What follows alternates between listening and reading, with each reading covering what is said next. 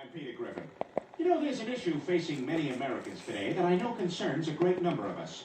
According to Gallup polls, 1 in 12 Americans is unaware that the bird is the word. I, for one, dream of an America where everybody knows that the bird is the word. The bird is the word. My God, is it possible? Have the boys in the lab confirm this. Sir, our math shows that the bird is equal to or greater than the word. Check it again!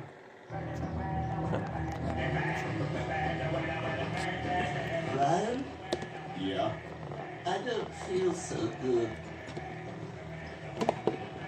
All right, that's it. We gotta do something about this. We've got to get that record and destroy it. Just like that fat person's surgery destroyed Star Jones's arms.